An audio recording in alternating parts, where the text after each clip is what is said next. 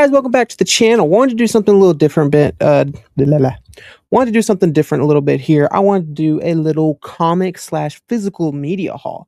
I got a bunch of comic issues and a couple of hardbacks that I just kind of want to show off on here. These I've picked up in the past like month and a half, maybe two. I haven't read all of them. I'll talk about each individual one when we get there. But yeah, just wanted to show off a little bit of my comics that we got here. So let's start off with the first thing that we got. We got the new Jay and Silent Bob Jays of the Future issue here. I'm gonna try to make sure because this lighting right here makes a big glare. So yeah, we got that right there. Haven't read this yet. Big Jay and Silent Bob fan, big Kevin Smith fan. Excited to read this. I have all the Quick Stop comics ever since he started those Quick Stops. I have every single one. So, and I even have the Archie one that they came out with a while back. So I'm excited to read this. Just got this in today. So don't know. You guys let me know down below. Is it a good read? Is it a great comic? I don't know. They did a big hoopla about it. This was, by the way, this is not in order, but this is funny. I have the I'm gonna take this out of the sleeve. I have its sleeve only because of the fact that it's a foil, so it's very glossy with the light up here. But I have Kevin Smith's Bizarro Year One. I can just do that. Yeah, there we go. Yeah, I got Bizarro Year One. Kevin Smith's Bizarro Year None. Sorry, Year None. This was great. I have read this one. I like the foil, even though it's a bit too glossy. I don't know what it is. Like I collect trading cards too, and the foils for trading cards are much better than foils for comics. They're just a little too glossy. Like if they were still lookable and they were still like I can visually see what I'm looking at, then maybe they'd be better. But so far, comic foils are not it for me. Either way.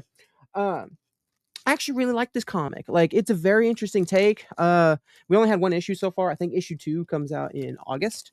But I'm interested to see what more they do with this world because I think it's a very interesting take. I like Bizarro, where he comes from and the whatever little dimension they're in. I think it's a pretty interesting take on Bizarro's origin, and especially because it's so far it looks like it's an origin we haven't seen before. So if you haven't read that comic, I definitely recommend it. Not only just because I'm a Kevin Smith fan, but also because I'm a Superman fan and I like what they've done so far with Bizarro. So here's another one. It's a foil. I'm gonna take it out as well. One is Absolute Batman All In, that one-shot special where it's Absolute Batman fights the KKK. I have the foil cover. I don't know if you can see that or not, but I have the foil. Pretty nice. Now, I'll explain a little bit later, but I'm trying to get into Absolute Batman. So I'm trying to catch up. So I have, as you'll see, I have a lot of Absolute Batman in this haul because I'm trying to catch up. I'm trying to catch up into all the Absolute universes, but I bought this because again, trying to catch up on the Absolute Batman. We'll talk more when I get to my actual Absolute Batman stack, but yeah, just give you a little bit of a tease of they're going to see a lot of Absolute Batman in this comic haul. Ben 10 by Dynamic. Yeah, this is Dynamite Ben 10 issue 2. I have issue 1 back there somewhere. I couldn't find it, but I just got issue 2 in. And honestly, I love Ben 10. Ben 10 was also one of my favorite things as a child. It was Toy Story, Ben 10, and like other cartoons like Regular Show and shit. But Ben 10 is a special place in my heart. I love the Ben 10 franchise. Wish they'd do a live action movie, man. But anyways, these comics are like almost absolute versions of Ben 10. Like they're just these nasty creature designs for all the characters, like Firestorm and Forearms and Upgrade and shit, Lockjaw. They're just adult versions of Ben 10. Like this is like so far this issue and the first issue are basically just that first episode when Ben gets the watch and he transforms and shit in the woods.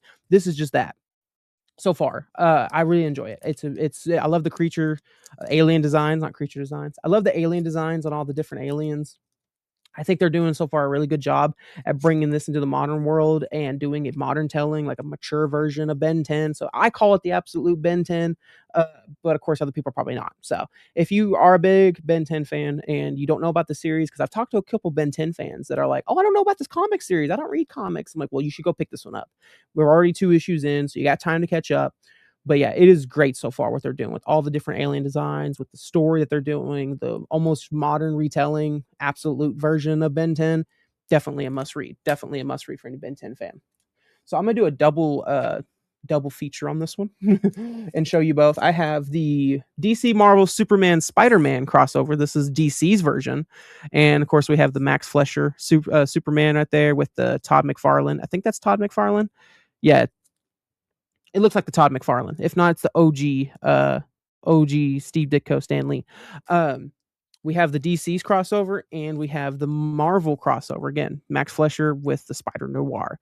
Um, so this is part of a series that Marvel and DC's been doing. They did a Deadpool Batman one last year, and I kind of enjoyed it. Like I enjoyed seeing Batman and Deadpool together, but I like seeing the other stories because these comics aren't just these Superman and Spider-Man. They have other characters in here. Like I think they had like yeah, they have like a Spider Noir meets old school Superman. They have Miles Morales meets Superman, Hobgoblin and the Steel. Like I like these other stories sometimes better than the main story, and that's what Batman and Deadpool had. They had some other cool stories in there, but this one has some really cool stories too. The only problem I have with these particular series, this one and the Batman Deadpool one, when they do these crossovers, they don't explain that they're in separate universes. They just kind of start the story. And it kind of almost seems like Marvel and DC's been in the same universe this whole time. And I'm like, no, that's not how that works. They've for centuries, it feels like they've established, nope, DC and Marvel are in their own separate universes and their own little pocket places. And the fact that you just start a story up with Clark and Peter, just basically, Peter Parker gets a job at the Daily Planet and all that stuff. And I'm like, no, no, I like when crossovers establish that they're in their own little universe. The Batman Ninja Turtle comic did a great job at that, where it was like, no, yeah, Batman is in its own little universe, and Ninja Turtles are in their own little version of New York City and shit. Like, I like that. I like when they have an established connection between the universes that, hey, they're in this one, this one, and this one. That's the only problem I've been having with a bunch of these crossovers. It's cool. Don't get me wrong. It's cool to see Superman and Spider-Man in the same story. And I like how they kind of connected it, where like DC's comic started the story and like Marvel's comic ended it. I like that. It's like one long story that you can kind of, pick up on.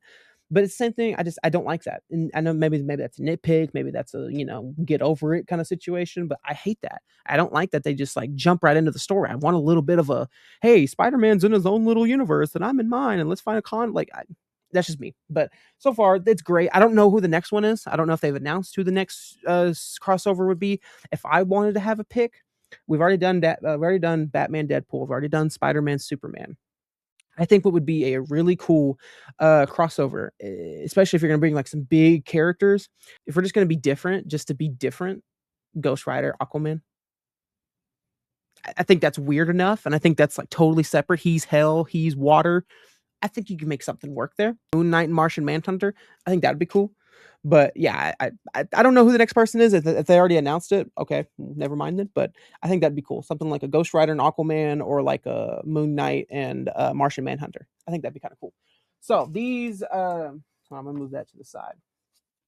The next one we got here is the Universal Monsters comics that they have coming out. I have the Dracula one, and now I got the Creature from the Black Lagoon one, but I like that they're doing these. I'm a huge Universal Monster fan. I love all those old black and white movies. Like the Frankenstein one, the recent one by Guillermo del Toro was great, but the OG one, the Boris Karloff one, is one of my absolute favorite horror movies of all time. I absolutely love that movie, and the fact that they're making comics from those, either they're just, I can't remember exactly what they are, if they're like supposed to be sequels, if they're supposed to be like reboots, but the Dracula one I read was kind of a reboot. It's kind of the same stories that the original Universal one, but flipped. I haven't read the Frankenstein one yet. I need to. Then I know they have like the Mummy and the Invisible Man, but I haven't read this one yet. Creature from the Black Lagoon. Creature from the Black Lagoon Lives. I think this is supposed to be a sequel. I'm not too sure. Again, I haven't read it, but I'm excited to read it because I love the Universal monsters, and especially Creature from the Black Lagoon. I think he's the most underrated out of all those Universal monsters. We need a new movie from him. Give us practical effects with like some Jaws-like tension, and you have a badass Universal monster film right here on your hands. There was talks about James Wan doing one, but I don't know if that's real or if that fell through or what happened. But get on that shit, Universal. Give us a Creature from the Black Lagoon horror practical effect movie right there. But yeah, I'm excited to read this, guy. So if you have read that, let me know. Is it good? Is it great? I don't know. Absolute Batman Arkham. I've heard that, I think this just came out recently, maybe like a month or two ago. It's supposed to be a one shot about Arkham Asylum in the Absolute Batman universe. So excited to read that. Next one I got, and these are all going to be kind of in the same like little area, because this is my absolute section. I just got in. I'm gonna take it out of the fucking sleeve again. Just got Absolute Catwoman, number 1, also with the foil cover. I'll take the foil cover out of the way. Absolute Catwoman number 1. I got the foil edition. Only reason I got the foil edition was because the only one that actually was available. The one I wanted that had the specific cover, I'll show it right here, it was sold out. So I had to get the foil, and it was cheaper. I'm like, because I order my comics online for the most part. I used to go into the store. I used to go into a store about 45-hour away. Shout out Bankston's. I used to go there, but they've been kind of slacking on their modern day comics, and I usually always forget every other week, every month to go and get comics. So next thing you know, I'm like, oh shit, I'm like 2 months behind on comics. Shit. So I just started ordering them online, especially ahead of time, so that way I don't forget. And then when they show up at my door, I'm like, oh yeah, hey, I forgot. But yeah, so we have Absolute Catwoman #1 right there. And you're gonna notice a theme here in the next little stacks, and I'll explain them when we get to there. The other Absolute comic that I have is Absolute Green Arrow. Now this one I have read. I didn't read the Absolute Catwoman one just yet. Again, I just got that in today. I was waiting for that one and the J of Future Past to do a video on, because I knew I had 2 comics on the way and I didn't want to like show off my comics. And I'm missing 2. So yeah, Absolute Green Arrow. I have read this one, and this one's actually really good.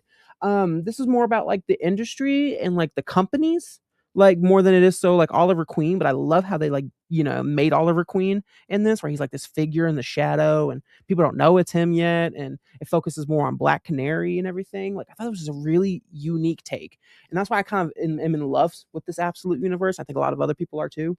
Is they're really interesting, fascinating takes on these characters. I mean, more so you'll see here in a minute with the other ones. But yeah, I thought this was a really interesting take. I know we have Absolute Green Arrow. It already came out. I haven't got a chance to get it in the mail yet. I ordered it, but I haven't got a chance to get it in yet. But I am excited to see what they do with Green Arrow, because I think his look is awesome with the little skull mask and everything. Like, amazing. So yeah, Absolute Green Arrow. I would say, like, if Green Arrow is one of your favorite and you obviously want to see the Absolute version of them, read it. But I think if you want to get into the Absolute universe, obviously, you can start anywhere with any of the characters, just get their first issue. But absolutely love that. So these ones, I'm just going to show them off real quick, because these are all like kind of in the same stack. I have every Absolute first issue. So there's Absolute Wonder Woman, Absolute Superman, Absolute Flash, Martian Manhunter, and Absolute Batman. So to give you a preference, this Absolute Batman I actually got like 4 months after the first one issue came out. I was gonna get the first issue of Absolute Batman because there was so much hype around it when it came out. But obviously, I forgot. I forgot it came out, and I missed my window. So this is like the 9th reprint of that. But after that, I made sure to go to the comic book store to get every single Absolute, even if I didn't start reading them yet, to get Absolute. So I have every first issue pretty much first editions, except Absolute Batman and Wonder Woman. So I like Absolute Martian Manhunter. I picked that up when it came out. That's the first issue. Still haven't read that one. Absolute Flash #1, first issue. Haven't read that one as well. Now this one I have read. Absolute Superman #1. When I saw that they had Absolute Superman on the shelf, and I remember it was like a day or 2 after it came out, I was like, oh fuck, I forgot about Absolute Superman. Glad I came. So I grabbed it, and I actually read this because I didn't read Absolute Batman when I picked it up. Like all of these Absolute ones, I just picked them up for collector purposes. I haven't read them yet. This was the one I actually read when I got Absolute Superman that day. I came home and I read it. And I actually really like this version of the character. I loved how like he has these little AI, or I can't remember, it's been a while, but they have like these little these AIs things in his wrist, and that his suit is kind of like his fortress. It has like, I guess kind of like a Tony Stark kind of little thing into it. I liked it, and I liked how almost Zack Snydery this version of the character they made him and shit. It was a really good first issue. I need to get back into the Absolute universe, which, like I said, I'm starting with Batman, but I want to work my way up to getting to Superman, to getting to Flash. I know the Absolute Martian Manhunter just wrapped up. They had their final 12th issue. So I'd like to maybe get caught up. But yeah, I want to, obviously I want to buy the hardcovers and get caught up with Absolute Superman, because I loved what they did in that first issue. And this is another one, Absolute Wonder Woman. Haven't read this one yet. I picked it up because I was missing this one. For the longest time, I was missing this one. I had Superman, Flash, Martian Manhunter, all that. And I'm like, well, shit, I'm missing Wonder Woman. So I had to go I picked up Wonder Woman the day I picked up Absolute Green Lantern, or Green Arrow. Green Lantern's the one I'm missing, and I was trying to get him as well, but I couldn't find Green Lantern. So, but yeah, I'm excited to get into the Absolute universe. I'm slacking. I need to get on it. So that's why I have every single first issue of Absolute, except Green Lantern, which I need to go find Green Lantern. I even got this a long time ago because I thought this was the Absolute Justice League, but it's not. Absolute Evil. This is more of like the villains of the Absolute characters all together, like Lex Luthor, Cheetah, all of them. So I was disappointed when I picked this up, however many years ago this came out, or months ago, whenever, when I picked this up, and I was like, oh, so this is not the Absolute Justice League. This is just the villains. 'Cause I did read this one, but I was kind of confused when I read it because I didn't really know the lore of Absolute Universe and everything like that. So I was a little confused. I was like, okay. But now after maybe reading and hopefully reading all of Absolute, the franchise, Batman, all that, I can actually maybe go back and read Absolute Evil and get into it. So I didn't pick any of those up, like all the Absolute ones outside of like Catwoman and Green Arrow and all that. Those are all purchases I made a while back. I just pulled them out of storage so I can actually get caught up. So, all right, those are all the single issues. We are now getting into the hardcovers and paperbacks. I have one paperback. So, as you've been seeing this whole thing, Absolute Batman is a thing. So, I have Absolute Batman Volume 1 and Absolute Batman Volume 2. You can see a little bookmark right there. I'm actually reading Absolute Batman. I think I'm on issue 3 out of 12. This one collects the first. No, I'm sorry. This one collects 6. This one collects 6, which makes it. I have the first 12 right here. So yeah, so far what I'm reading, this is great. I'm a dumbass for sleeping on Absolute Batman for the past 2 or 3 years because this is a great interpretation. I loved the suit. I love the brutalness. I love the whole how they're Alfred is not his butler. He's some assassin. I love I love this. Like I love this. This is great. 3 issues in, I love what they're doing. I love what they're doing with this version of the character, and I'm so stupid for sleeping on this for 3 fucking years. But we're course correcting and we're getting onto it. I will say they need to make an animated movie or a show on Prime or something with this character. This character's story is too fucking rich and too good to not do some sort of adaptation. If you're gonna do a live action adaptation, get Alan fucking Richardson to play this because that dude is as big as Absolute Batman. Get him to play it. But yeah, so I've been sleeping on this, trying to course correct. That's why I bought the 2 hardcovers. And yeah, so I can't really give a full review because I'm just starting. So I know it's great. I don't need you guys in the comments to tell me how great it is. I already know how great it is. So this is the only paperback that we have. I picked this up because He-Man Masters of the Universe came out a couple weeks ago. Been on a little bit of a He-Man kick. And I remember I went to Ollie's and I saw this. And I thought this was a really interesting comic. I know they've done crossover comics before, like He-Man, Thundercats, He-Man, DC Universe and stuff, but I've never seen this one. And it is He-Man Masters of the Multiverse. Now, if you look through here, you're getting the OG 80s cartoon mixed with like I think this is IDW. Or this is DC. Oh, this is just DC. Okay. You get the DC version of He-Man. You got the cartoons. You got the manga. Like, it's just a whole crossover of He-Man. I haven't read it yet because I've been dick deep in Absolute Batman. Pause. But I've been dick deep in Absolute Batman. So I haven't got a chance to read this yet, but I'm excited to read this because I think it's a really cool crossover comic of like, holy shit, the multiverse. I think Dolph Lundgren's even in here. I don't know. I flipped through it and I thought I saw Dolph Lundgren. So excited to read that. Now, here's the big one. I bought this. This is a comic book series I've been waiting to read for years. And I know it's like, well, Austin, you could just picked it up. It's not that expensive. I know, but I was waiting for this specific set. And I could never find it because it was super expensive on the secondary markets like eBay and the Facebook Marketplace and shit.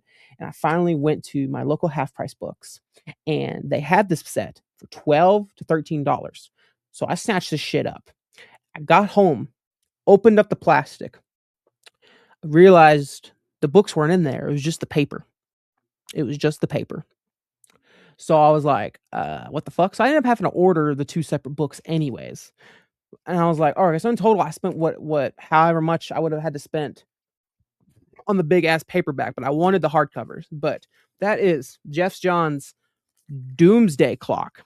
Yeah, so like when I bought it was just these sleeves here. Then you take them out and it wasn't the book, it was just the sleeves. So I'm like, you fucking bastards. Waiting years to read this fucking set. I have been eager to see how this is because there's so many divisive people online about Doomsday Clock. People hate the fact that this is just a Superman-centric story. People hate the fact that they incorporated Watchmen into it. I honestly, I've read this. I just finished this a couple days ago. And I gotta say, I absolutely love this. As someone who loves Superman, as someone who loves Dr. Manhattan, and who loves the Watchmen universe, I thought this was a great sequel to Watchmen. I thought it was great how they, established that, hey, Dr. Manhattan was the one who set up the DC New 52 and the Flashpoint and all these things that have happened in the main continuity DC timeline because of this motherfucker. And I like that. And I like the reasoning for why he was meddling. And of course the ending, I'm gonna spoil it because it's a 7, 8 year old fucking book. But I love the fact that, Superman is so good and Superman was so pure of heart that it made someone like Dr. Manhattan change himself for the better. And I like that. The ending, I know a lot of people hate the ending of it. I thought that was smart. In how I interpreted it. I don't know if this is how they intended it, but this is how I took it. That Dr. Manhattan used his power to make a Clark in their universe. In the Watchmen universe, he made a Clark. And because he feels like every universe needs a Clark. Every universe needs someone as good as Superman, and the Watchmen universe doesn't have that. He definitely is not going to take the leadership of that because he doesn't want that leadership. He doesn't want to be a god. So he uses his last little bit of power to create a little boy called Clark for the Watchmen universe. So that way that universe has someone as great as Superman. I thought that was great. I thought that was an amazing way. And we need this as an animated movie. Dude, if you announced today Doomsday Clock, part 1, part 2, animated fucking thing, people would go nuts. There would be the hardcore comic book Watchmen fans and DC fans. They'd be like, oh, I don't want to see that shot. What the fuck? But I think casual people who maybe just seen Zack Snyder's Watchmen or know of the comic or all that, if you told them, hey, there's a comic book called Doomsday Clock where they tie in DC and Watchmen and it's this and this and this, people would be excited as fuck for that animated movie. And I really thought we were going to get that. When they announced that Watchmen animated movie a couple years ago and they did the part 1, part 2 of the Watchmen, I thought, okay, they're going to make a Watchmen animated movie. And then after that's done, they're going to do this book, Doomsday Clock. And they didn't because James Gunn took over and they've said everything that's animated or this or that of the DC is all connected under his banner. And I was like, well, fuck that then. So we ain't never getting Doomsday Clock. That's great. But yeah, I absolutely loved this comic. It was well worth the wait for me, waiting for a couple of years and reading this. So I absolutely love this. And I would love to hear y'all's opinion on this down below. This is a very divisive comic. I would love to sit and talk to somebody who absolutely hates this book and get their opinions. I've done a little bit of research online, like Reddit forums and stuff. I do understand some people's criticism with this, but I love it just because I love seeing Dr. Manhattan and Superman and love how this is a Superman-centric story. So yeah, guys, that is all the comics I've picked up in the past month and a half. If you want to see more, I have tubs and tubs back here of comics I've collected over the years, issues, paperbacks, all that jazz. So if you want to see my entire comic book haul, get in the comments, let me know. I'll do a full video of every single comic I have. But these are all the ones I've collected over the past month and a half. And I'm going to collect more. We got more Ben 10 coming out. I'm hoping to catch up with Absolute Batman soon. So I'll be caught up with that and all the other Absolute universes. So thank you guys so much for watching this. This is different, very much different. You tell me, guys, if you like this, seeing these little comic book physical media hauls. I love doing them. So you guys jump in the comments, you let me know, and I will see your faces in the next video. Bye-bye.